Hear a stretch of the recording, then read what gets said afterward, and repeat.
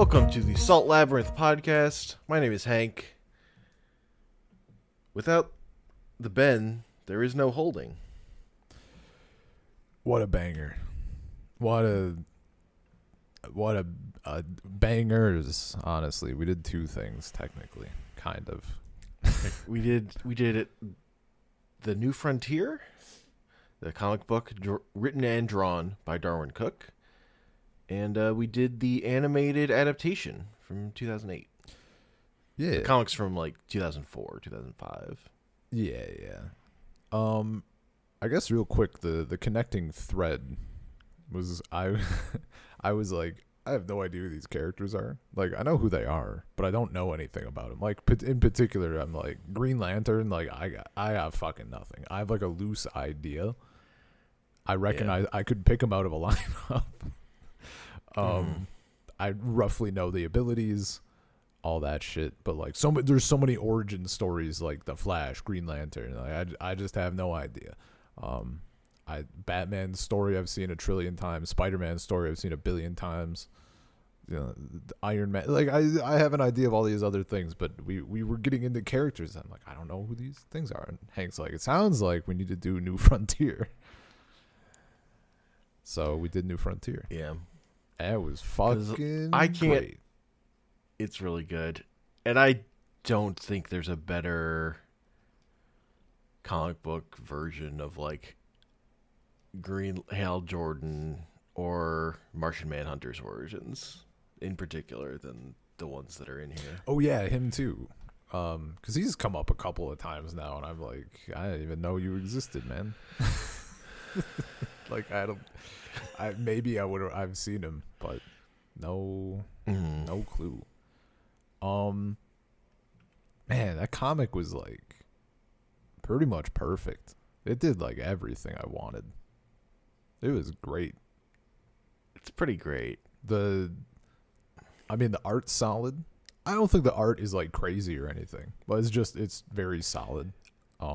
Yeah, like nothing I think to complain about. So Darwyn Cooke did storyboard work for those DC animated shows of the 90s. Okay. I think like he did he drew the intro. It's like the song sequence for Batman Beyond is one of the things he did. Oh. And he did a bunch of storytelling. And that his art style translates well to being adapted into an animated movie because of it's animation friendly. It's I would say incredibly animation friendly. Yeah. Man. But I really like it. Oh yeah, no, it was very good. I like his style a lot. The writing was super solid. Yeah. I think there were maybe more, but the two like kind of speeches. What's his fucking name? Who's the dude that gives the ring to Hal? Abin Sur. I got the letters right. His thing was so good, talking to Hal Jordan. And then the JFK speech at the end, which, dude, I looked when the movie was made. I'm like, did they change this so it doesn't sound like they're critiquing Obama or something, like current stuff? Because reading them now, reading the speech in the comic, and then hearing the one that's used in the film, I'm like, the comic one is hitting real fucking hard right now. Like that was a quiet bit of thinking afterwards. But this shit, it was like so cool. Like the Flash is doing stuff, and like he's been one of the heroes that I'm like, he's like fucking really cool. Like that's a neat ability. Yeah. I don't know enough about like Green Lantern's shtick, I guess, as far as abilities go, but like his story was super cool, and him getting like, yeah, you're like the boldest human, you have the most courage. And he's like, what are you talking about? Like, I couldn't kill a man.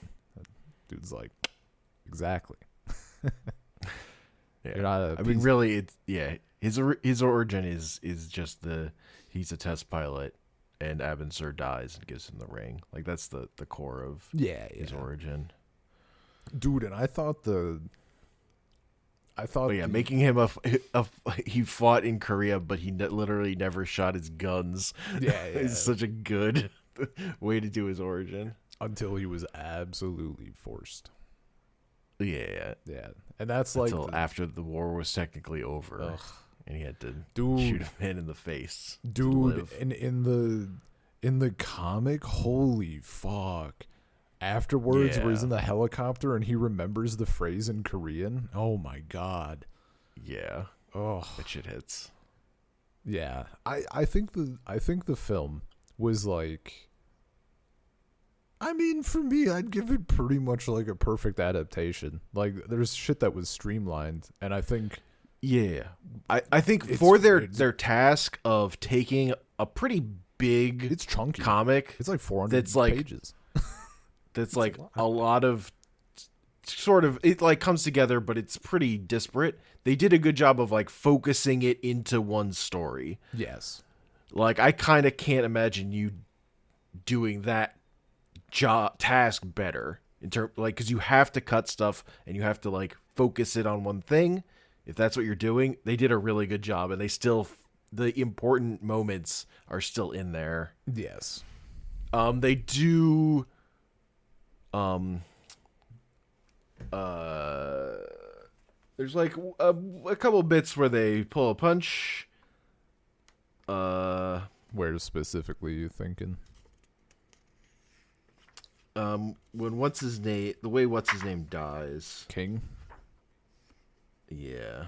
Where he's, instead of pulling the shit out of Martian, he just gets strangled by a tentacle. Well, he gets strangled by a tentacle. Oh yeah, but then he does the grenade thing that was from the intro of the comic. Yes, yeah. They give him the thing from the losers at the beginning. Yeah. Yeah.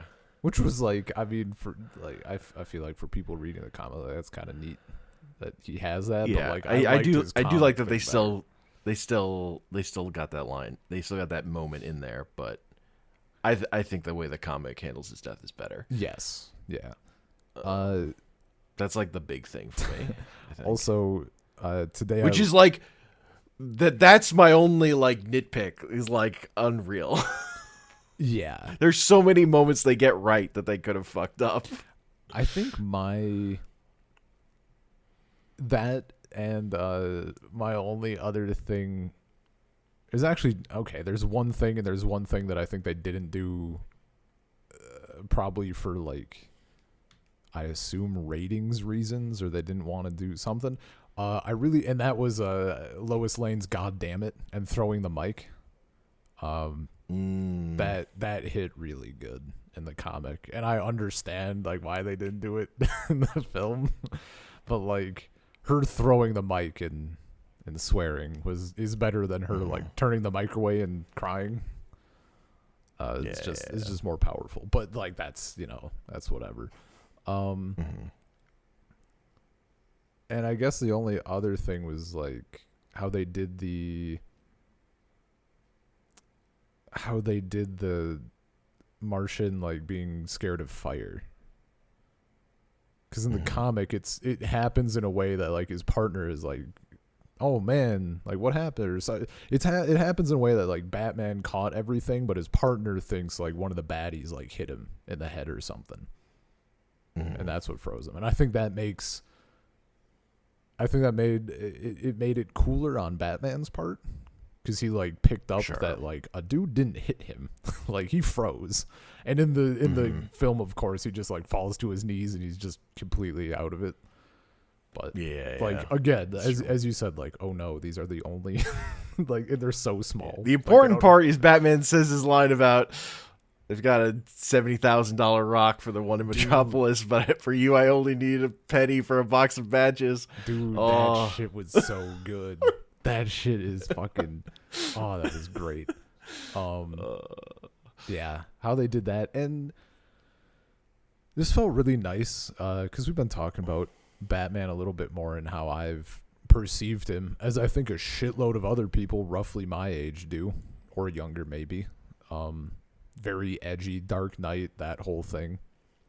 Mhm. And this here, like, we definitely get more of, like, if he feels more like he's doing the detective thing. Like, he changes his fucking outfit so he doesn't scare kids as much. Yeah. He becomes Adam West era Batman at the end. He also, it has to be partially the delivery, the voice acting, and just, I guess, like, the bits of his character and stuff. This felt like a Batman that we see in, like, Kingdom Come. I'm like, I Sure. can envision you being old with, like, an exoskeleton and just still having it. Like, I just immediately got that vibe. So that was really, like, that. That's how I want to think about Batman, and not, like, swear to me. God. Like, that's not I don't want that in my head, really. Sure. Past a joke, anyway. Yeah, man. Like, it was fucking great. Yeah. I was when Superman finds Wonder Woman in the village early oh on, yeah. and that whole confrontation, and they fucking do not sugarcoat it in the movie either for what happened. Yeah. But there's the detail I love in that scene, honestly, more than anything, is that Wonder Woman is taller than Superman. Yeah, dude. This is great. That just them standing next to each other, and she's like slightly taller than him, is so good. So these are related things that I just learned today, because while watching this, I was like, God damn, like, this is the version of Wonder Woman, like, proportions that she needs to be bulked a little, you know? Mm-hmm. Yeah. I'm like, this makes far more sense. I don't have all of the versions, but, like, I definitely know that she was kind of twiggy, because of course she was for a bit there, but, like, she's fucking strong, okay? and in the film, I'm like, this is she's bulky. She's mad. I mean, they got Lucy Lawless voicing her. Yes. Which is fucking fantastic. But then I did not know that these were separate things, that there's, like, the shows, and then there's these films, and apparently these films are still being fucking made. Like, there's one that came out in late March for the DC animated films. I didn't know those were, like, separate things. I thought this was, like, a thing that happened while the show was running or whatever, or a little later or whatever. And it was, like, part of that. And then they said son of a bitch. I was like, was that what? That's allowed? Yeah. Like, this is like the series of films that leads to, like, them making a movie out of The Killing Joke. Yeah. So I don't know. Like, they make a ton of these movies. I haven't liked any of them that much, other than, like, this one is by far the best of any of them that I've seen. Like, easily. And then none of them come close to this one for me. Well, then I got of these, like, this, like, era of movies, direct-to-DVD movies that they've been doing. Well, I got kind of sad because, like, the proportions in, like, the Justice League show are a little, I guess, cartoony. Oh yeah. I just did. Like, it's one of those things where I if you say that show, I can picture it, but I haven't seen it past, like, just commercials or whatever, flipping through shit. So my memory is suggestible enough that I watch this and I'm like, man, is that what the show looks like? And it just doesn't. No, So because the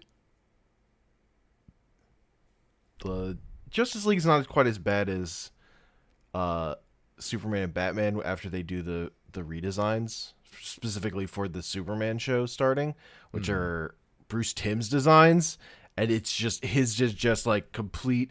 The dudes got barrel chests, specifically Batman and Superman, and the women have very tiny waists.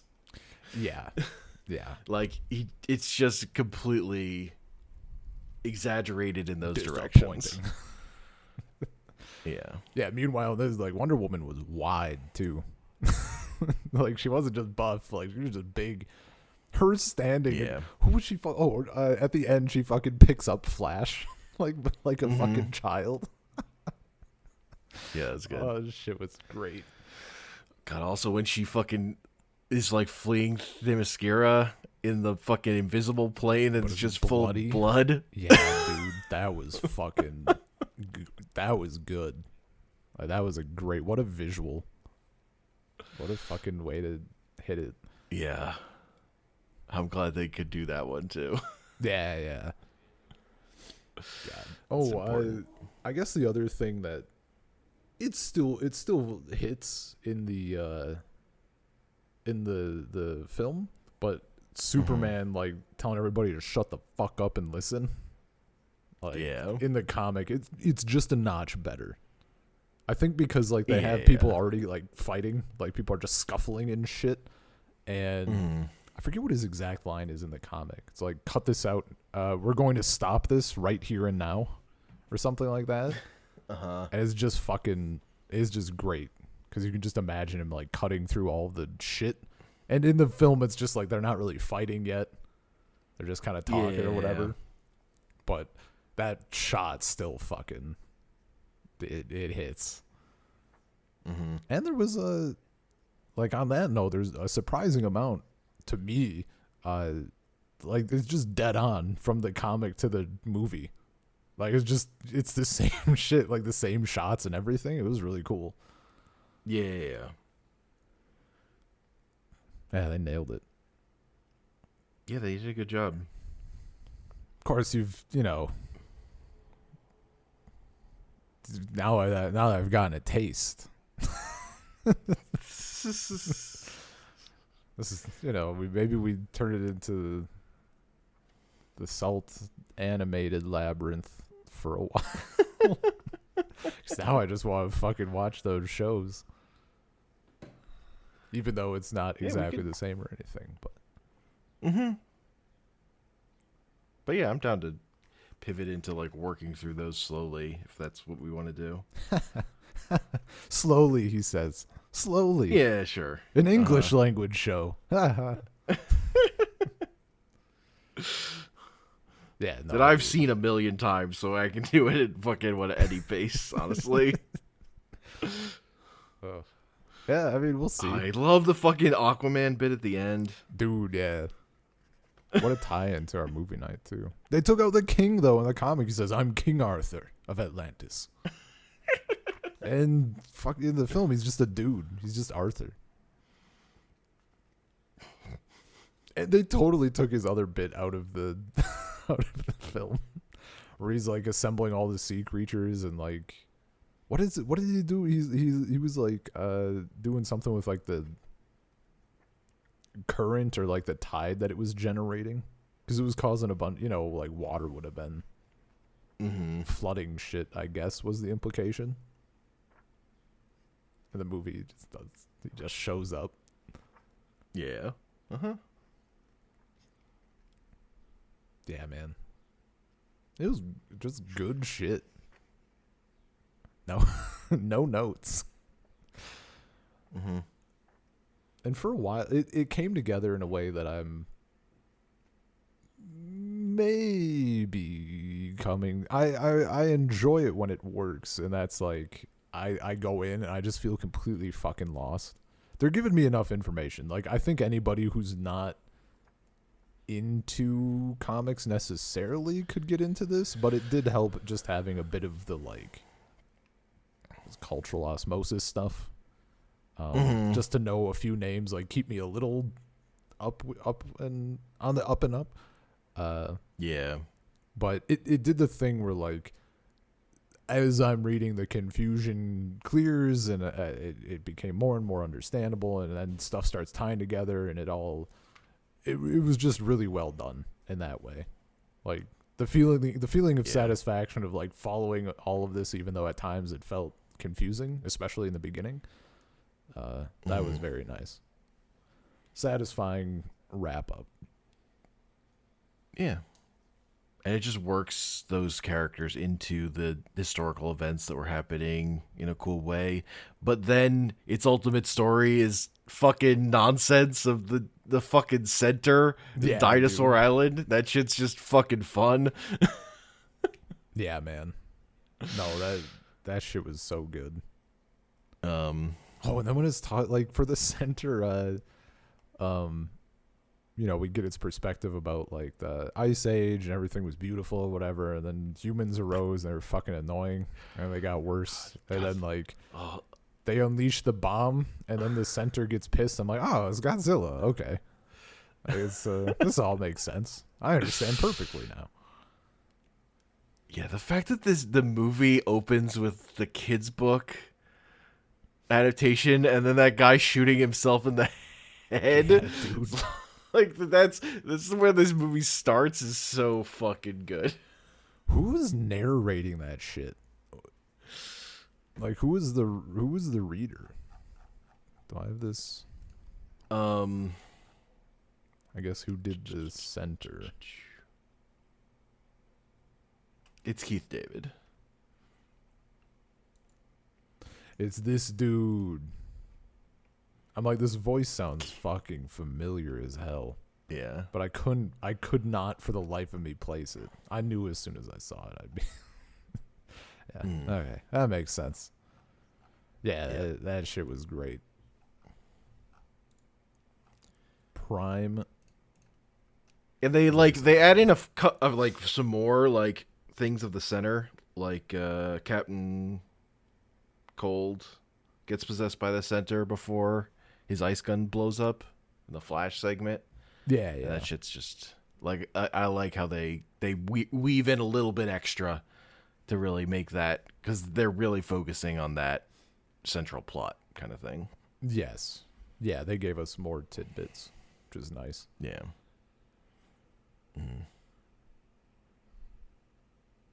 Man.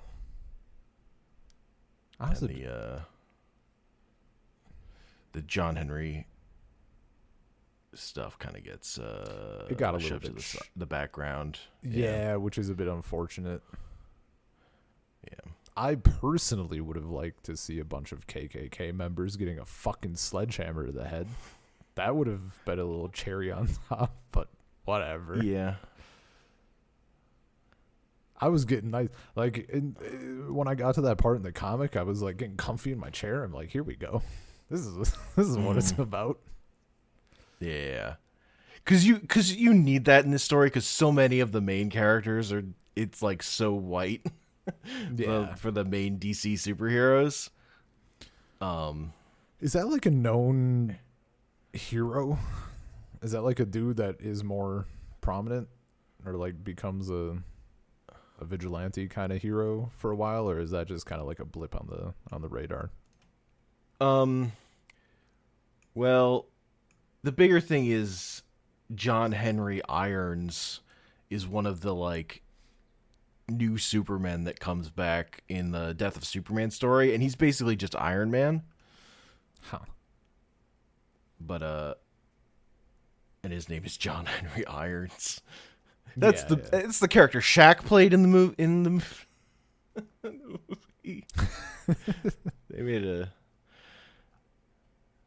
They made that movie. But yeah. He has a big hammer. He's Steel. Man, Steel is the name he goes. He has like he's like a full silver armor with like a red cape, and he has the Superman symbol. And a giant hammer. That guy. Yeah. Man, I like the little I don't know what you would call it. Folk tale thing that went along with John Henry. That shit was good. Yeah, man. I don't know if I got much else. Like, that was just fucking a very good time. You know, we've John Jones turning into Bugs Bunny. John Jones, that was important. Dude, him like, I'm gonna learn about these people, and he just fucking binge watches TV. Hell like, yeah. Yeah. Okay, we start out with watching the Marx Brothers and then Looney Tunes. Got it. We're good. I understand humanity. It's great shit.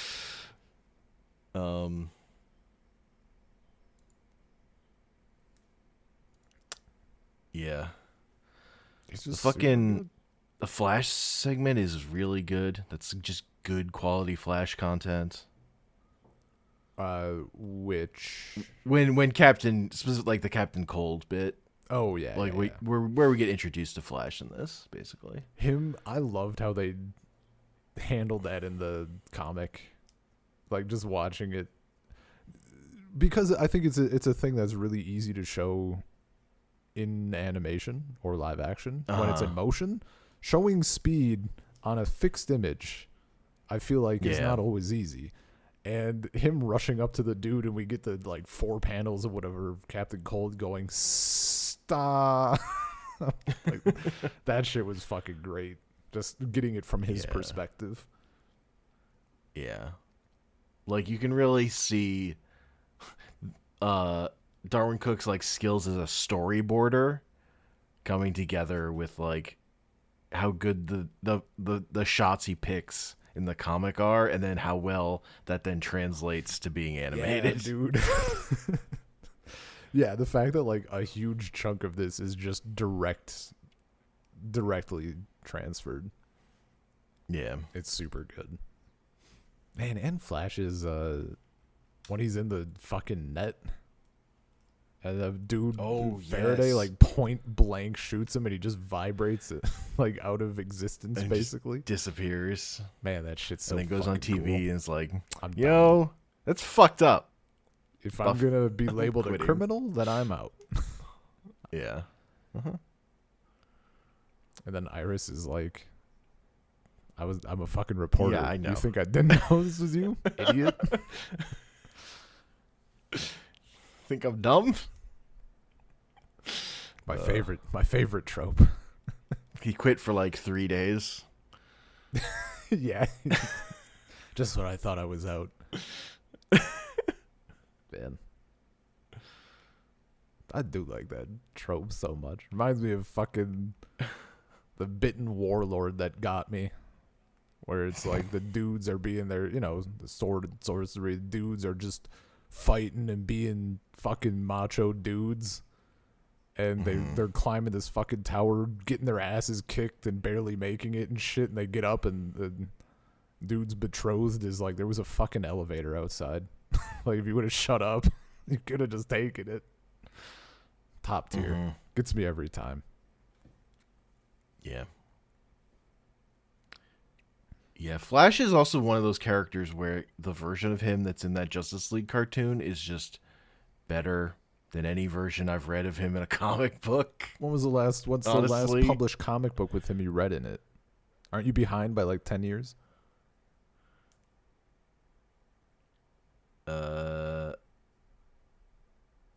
Yeah. Ha ha.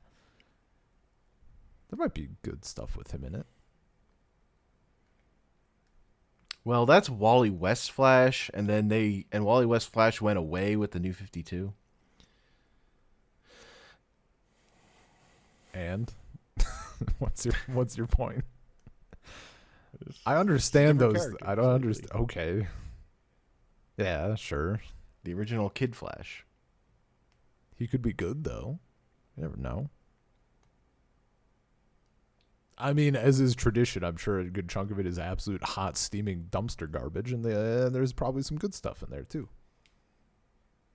Sure. There's too much. He's just never as funny a character as he is on that show. Because on that team dynamic, like, he's the one that's funny. Is Justice League the one where I think Lex Luthor takes over the Flash's body? Yes. In the fucking mirror. Now to find your secret identity. Who am I? I have no idea. I have no idea who this is. That's so funny. They did that because the voice actor for Flash on that show, I think, was the actor for Lex Luthor on Smallville. Oh, hell yeah. That's cool.